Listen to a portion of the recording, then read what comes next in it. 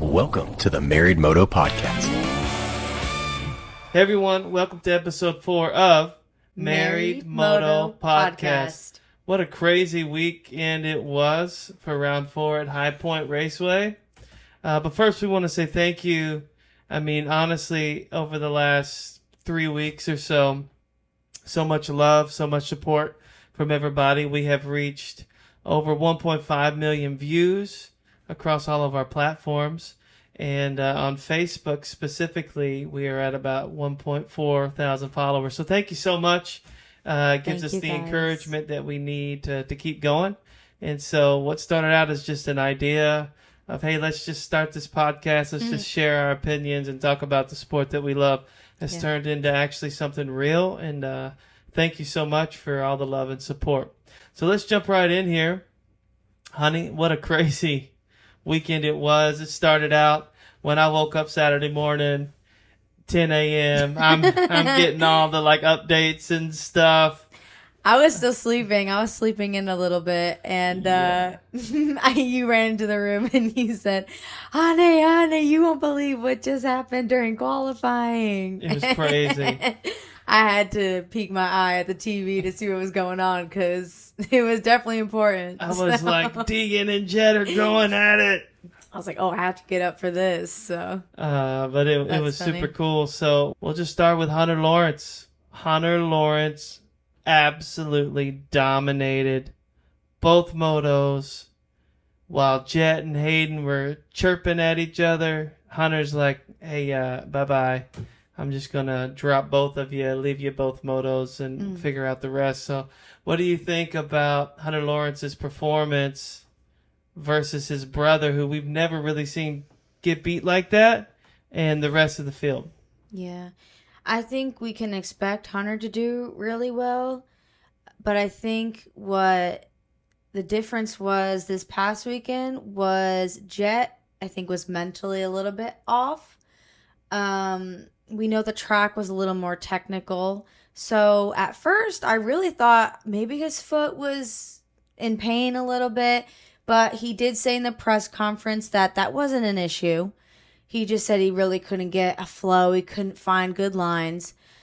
But I don't think he's really saying that. I think he was thrown off a little bit by the whole day about what happened in qualifying.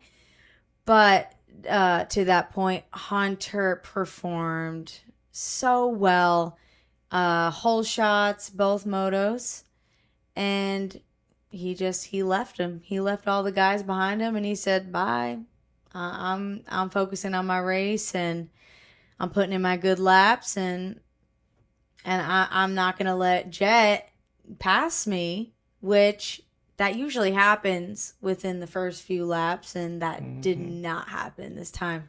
So really proud of him. He's doing great, and I love to see it. Yeah, I think his bike setup from Paula, they had mentioned the last couple rounds they were searching a little bit. He went back to his Paula setting. Okay. And so this fourth round, they went back to that one. And you could just tell automatically he was a little bit more comfortable. Oh, yeah, for sure. Than Jett maybe was. Yeah. I think that Jett's foot is still bothering him a little bit. Mainly not so much in pain, but more of just he can't ride the bike the way he normally does. So he's still trying to figure that out. But Hunter, he came out and just dominated. Hunter is an interesting competitor when it comes to Jett because they practice with each other all week long. Yeah. So they have Hunter can judge where he's at based upon what Jett's doing. Now, I think always in the back of Hunter's mind, he knows that Jett may not be going 100%, or maybe he's figuring out. That's the thing. Jett's smart. So I think this particular weekend, he just said, you know what? I'm not the best guy. I'll save it for 2 weeks from now when we come back to Redbud. And I'm just not going to fight on this track because there was a lot of things that could reach out and bite you. But Hunter, man, we give it up to you. What a great day of racing. It's cool because if it was anybody else, it would still be cool. But the fact that it's his brother, we've never seen, other than the Coonan brothers, They're not even in the same class, so it's hard to compare. Mm-hmm. But Jett and Hunter, to be as dominant as they have been at the top of the 450 class, is just a huge thing. And honestly, I have a younger brother, so I could imagine what, Hunter's going through, like wanting to just beat his brother after being beat by him so many times. I heard a statistic James Stewart was talking about. He was like 27 of 30 races, Jett has won. And the 3 that he hasn't, he was either off the podium or on the podium. But Hunter, all the races that he has ever entered in the 450 class outdoors, he's been top 5. Even thinking back to the 250 class days when Jett and Hunter raced each other at this track, you could just tell that the way they rode that bike didn't give Hunter the opportunity to go after Jett. But if you think about it, second moto, Hunter comes out. Jett actually beats him off the start. And going down that straightaway with the big rollers after the big double and then the rollers, Hunter takes a different line than Jett did, and he just motors past him. And that was the last time he saw him. But to your point, you were saying that Jett's foot is probably still bothering him. I don't disagree with that. I do think it is, but he's been obviously very open about his injury. He's been very transparent on when his foot is struggling. And during the press conference, that wasn't really his point of contention. He wasn't saying, yeah, my foot is bothering me. Just was really struggling with that, and he has in the past. This time, he was straight up just like Hunter was the better rider today, and I couldn't find good lines, and I wasn't smooth today. So I think that, yeah, it definitely affects him, but if it affects him, I think he's just going to be open and honest about when it really does affect him that day, and he just didn't really say that in the press conference, so I think it's track dependent. For sure. Absolutely. Different tracks. Absolutely. Just like it is for Hunter and just like it is for Hayden. Mm-hmm. The more open the track, the more that Hayden can just keep it pinned, the closer he's going to be. He was pretty decently close comparatively from the last few weeks this weekend. But just to finish up Hunter, we've got a chance to meet him. And we really like Hunter. And I think that Hunter and Jett are going to battle this season out for the championship. It's going to be close. And, what you're going to see is, specifically this past weekend, if this was round 10 instead of round 4, Jett's not letting him go. Right. Jett's going to push it.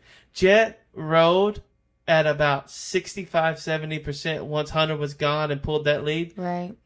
Jett was just like, I don't have what I need today to go after him. And just like some other people have said, if it was anybody but Hunter, if it was Hayden out front, right, Jett's not letting him go. Right. Jett's going to push it. But I think Jett just getting through these last few weeks is important. But Hunter, great job this weekend, man. Incredible ride. Watching you out front do your thing. I mean, we only saw him for a few minutes on the broadcast, especially that second moto, because he was gone. He was gone. He was smooth. He was flawless in his riding. Oh yeah. And it showed that he is right there with Jett, especially with the little bit that's inhibiting Jett a little bit from being his prime perfect self. Hunter's there, and he's taking advantage of it a little bit. Great job, Hunter. I know we touched on him a little bit, but let's move to Jett Lawrence.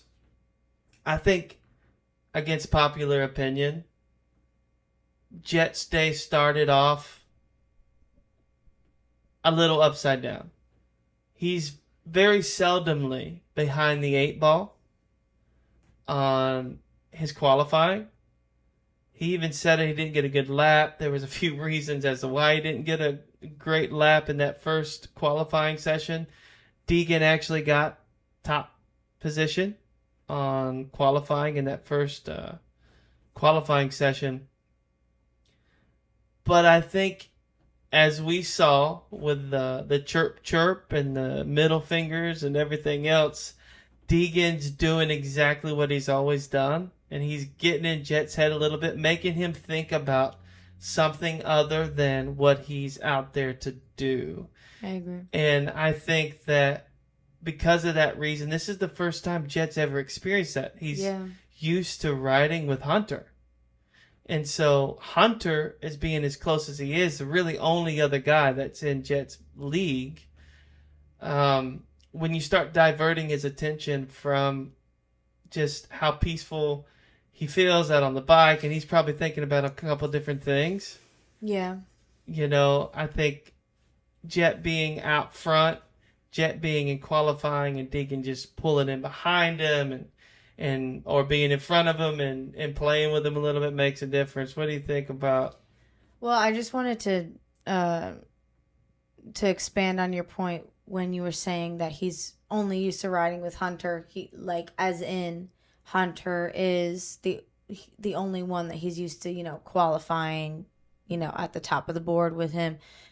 I've saw a few people comment and say that, oh, what about Eli? What about Chase? I don't disagree with you, but if we're strictly talking about outdoors, I think it's a different ball game. I understand that we saw Chase and Jett in their rivalry in 2023, and they were, very, very close, but Chase never beat Jett, straight up. And Eli also, outdoors specifically, I'm not talking about Supercross, never beat Jett. So I don't think we can really put those two in the same ballpark if we're talking about that. So yes, I do agree with you that Hunter is the one that he's used to, being at the top of the board with him. So specifically talking about the outdoor last couple seasons, the first season that Jett came into the 450 class, Hunter wasn't with him. It was Chase. Chase Sexton was there, and we pray that you get better soon, Chase, with your ACL. But Chase was there for the first couple rounds, and then he was gone for a few rounds, and then he came back. And when he tried to go after Jett, it just never worked. Jett always beat him. It was kind of close in some races, but in most races it wasn't.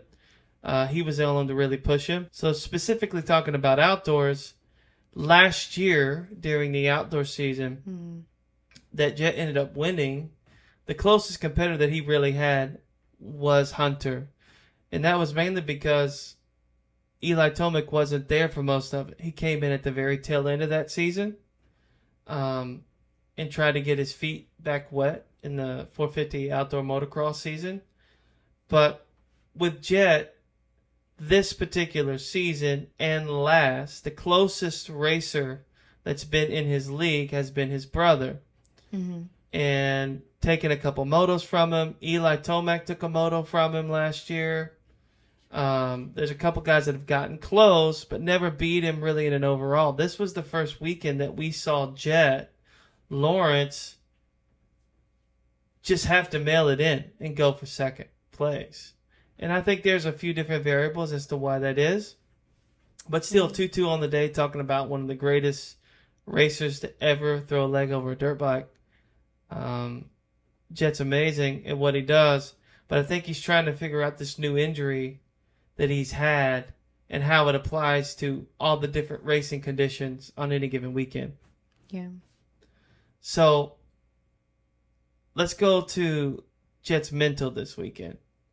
Up until this point, nobody has ever really messed with him mentally because they know on a dirt bike level, skills-wise, Jett's really untouchable. We've said this before. He's like an alien on a dirt bike.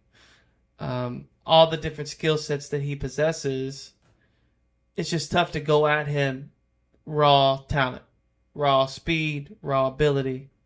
But we've never seen anybody really take it to him on a mental level. He doesn't expect Hunter to do that on a race weekend because if Hunter does try to haze him in any kind of way, it's happened for the last 22 years, ever since he was born, right? So he's not really thinking about that, and they want each other to do well, so they're not going at each other any type of way on a race weekend. But he's never been around somebody like Deegan. Yeah. So if we go to qualifying number 1, somehow he finds himself behind Deegan. And to hear Deegan say it, he was trying to get out of the way. I don't know if I believe that or not.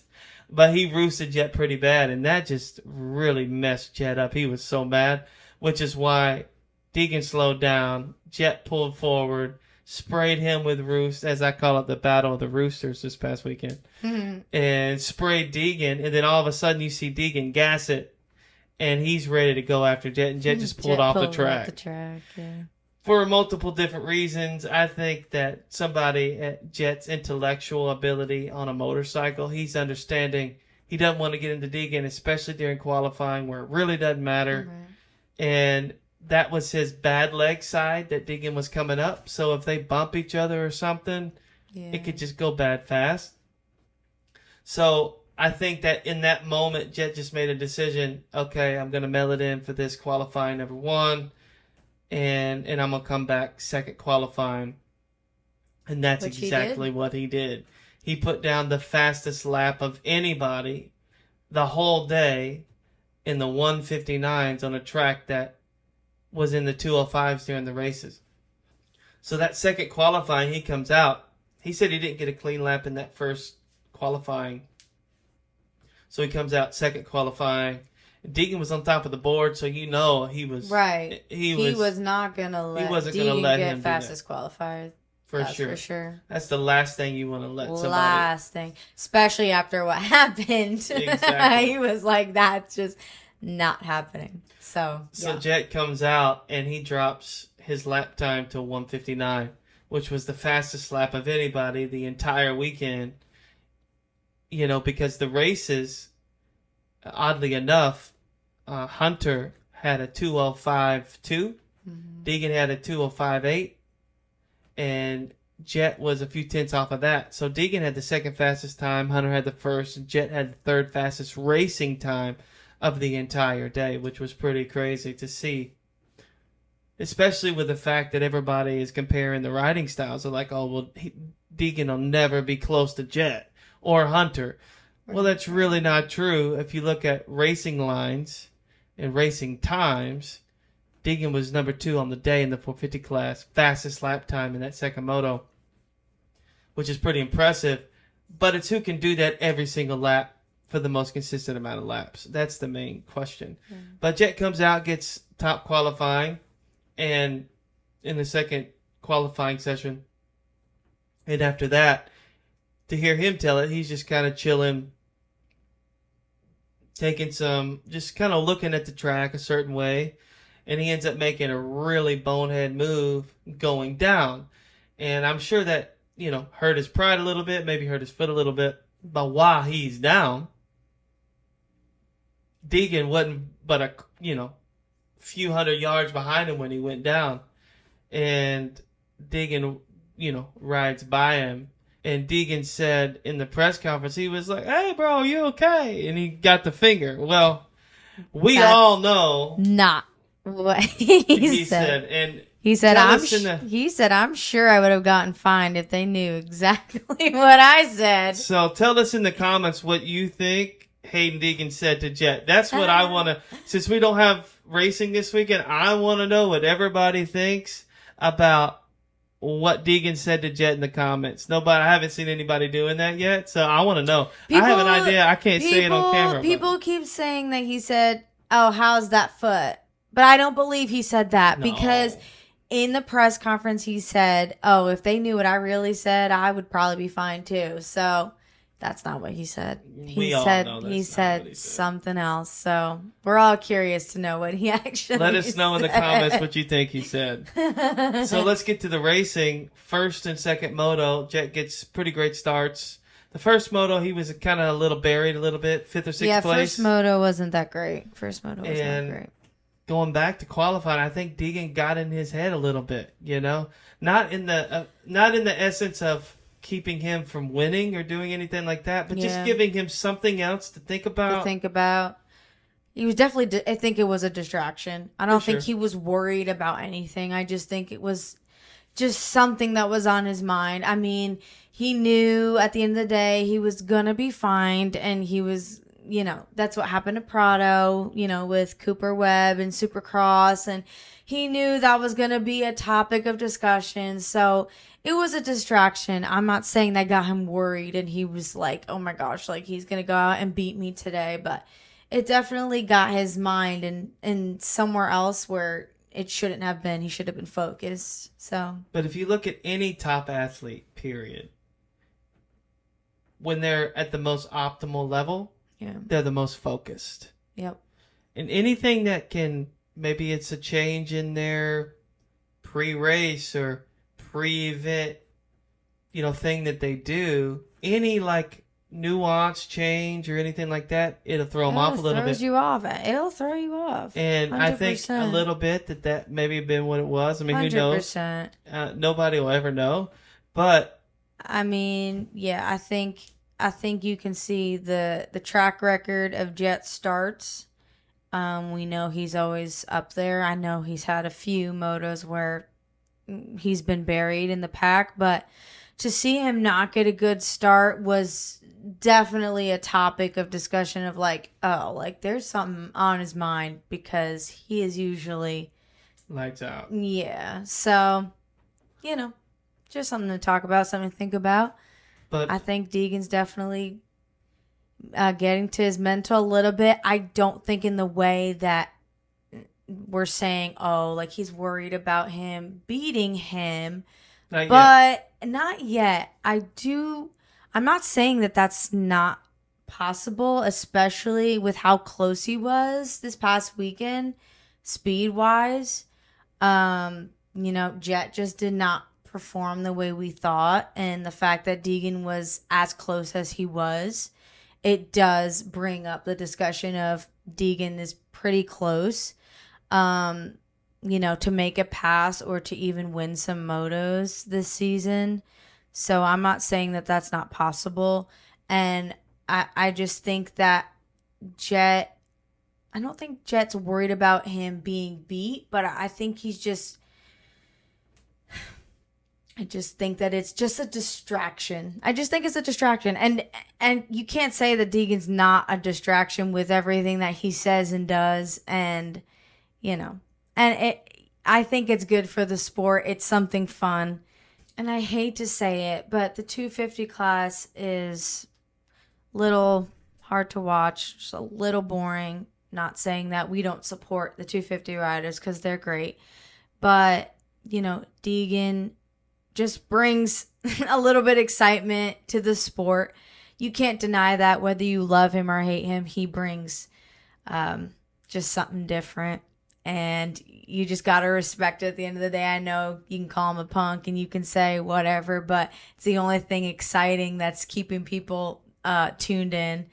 And so the rivalry, people say, oh, they don't have a rivalry because he hasn't beat him yet. But I do think it is a rivalry, because Deegan has the potential to go out and do amazing things in the 450 class that we really can't say about any other rider except for Hunter. And, I mean, who else can we say has the potential of winning a title in the 450 class? We really can't. That's not a Lawrence. That's not a Lawrence. Or Sexton's out, and he's struggled the past few years. I know he won the title for the KTM Outdoors in 2024. So, but Eli is also out. And so I just don't think there's any other riders right now that we can be like, yeah, they have the potential of winning a title. Maybe not this season for Deegan, but in the future, he's a title contender. So I do think it's a rivalry. And yeah, it's exciting. So it is exciting. And just to watch Jett this past weekend, the first time that he ever seemed just a bit off, a bit vulnerable, a bit like, I just don't have it this weekend. We've never really watched anybody go out and beat him like that outdoors. Hunter was the first one to really do it. We've seen, Jett lose a moto here because he just either wanted to or didn't want to push it too hard or crashed or something. But watching Jett this past weekend was a little just like he just looked a little average. And that was kind of tough to watch, especially that, us being Jett Lawrence fans the way we are and his intangibles that he has. And I know the whole world's watching. And, you just had a couple weeks ago, Lucas Coonan go, he's the best in the world. Yeah. And then you watch the best in the world get beat by apparently the best in the world at High Point Raceway, which was Hunter Lawrence. It just happens to be his brother. Yeah. So I think Jett will figure it out this next 2 weeks. For sure. Is going to be telling for him. He hasn't been able to ride much during the week, so I'm sure that's affecting him a little bit. But even at Jett's 80%, 75%, he's still dominating. He just got beat by somebody who's just a click or two better, which was his brother. And that click or two... I think that doesn't really bother him because it's his brother. And he wants to see his brother win at some point. I know we watched last SMX really trouble Jett to win, and he was really toying with. He was so happy that he won, 3 SMX titles, but like to see his brother so upset because he only lost by, was it tied or was it 1 point? I think the year before in 2025. Yeah, that's what I'm speaking about. It was tied. And then 2024 it was tied. 2025 he lost by a point. Okay. So whether it was tied or it was 1 point loss, to see his brother be so close but so far, because Jett is just so good and can adapt to any circumstance that he's in. It really messed with him. And I think that if it's his brother that's beating him, I don't think it bothers him as much because he knows that he will come back and be, consistent throughout the rest of the season. I don't think this affects the championship, but to see his brother win a few overalls for the season, it's not going to really, affect him that much. And he's almost a little bit happy because it gives Hunter a little bit of motivation, a little bit of, happiness. Yeah, confidence for sure. So. And that's the thing that we're talking about with Jett, the intangibles. When Jett made the decision, he had about 3 or 4 laps last SMX to make a deciding moment where he was sitting in 3rd place. He was sitting behind Eli and Hunter. And he just said, I almost mailed it in and took 2nd in the SMX championship. He said, but then I was like, no. And so he laid the hammer down, dropped 2 or 3 seconds per lap, and the next thing you know, he passed them both, and then he won the SMX title. So pretty amazing to watch that. But Jett's gonna figure it out. He's learning his foot and the limited range of motion that he still has, and how it applies to the bike. I think his bike setup. I think Jett's bike setup this past weekend was off compared to Hunter. And that just comes from every soil condition, every track is a little bit different, how it develops throughout the day. And Jett didn't spend any time on his bike setting it up. All he had was Hunter's setup. And they went back with Hunter's original setup, which ended up working better for Hunter. But I think Jett kept what he was comfortable with because they're trying to see the difference between what his foot's doing with this bike setup versus what actually is working for Hunter. And so they're going to figure it out. They got a couple weeks, and I'm sure they're going back to Florida, and they're going to figure out. So I think that the rest of the season, we got 7 rounds left, which is going to be, I think, some of the craziest rounds that we've seen in pro motocross history. And I'm excited. I'm here for it. I'm excited too. Yeah. So let's move on to Hayden Danger Boy Deegan. I love Deegs. Deeg is just like, this is one of the first times in his pro career that he's truly an underdog. And I think that plays into his love for USA. I think that plays into just the whole camp, the Deegan camp. And he's an underdog right now, but if people are really watching and they pay really close attention, they will see that he's making these large gains every weekend. And he also smart enough, and the people in his camp are smart enough to know this is when you do that. You got to catch the others off guard a little bit. And with Jett's foot injury and Hunter kind of heading to the top of the class, Deegan's kind of catching him off guard a little bit. And even though they're not worried about him right now, every little thing that they're doing, not saying his name, flipping him off during qualifying, flipping him off during qualifying, all these little things. I don't know what Jett was saying, but he was like, talk, and then he was like, yeah. Y'all let us know in the comments what Jett said when he went. But I think that what he's gone through has built him up to the rider that he is today, because he has not won everything. But when he doesn't, he goes back to the drawing board and he's like, oh, I'm going to win this next time. And he does. He comes back and he proves himself to be what he says he is. And I know right now, I think he's a little frustrated with that because he is so used to coming back and dominating, and he's not doing that right now. And he almost thought that, I don't think he thought he was going to dominate, but I do think that he thought he was going to win at least a few motos by now. I do think that you can't come into the 450 class the way that he was talking, rip Jett and poking at, Jett's personal life and his relationships, and not think that he was going to come out and win a few motos.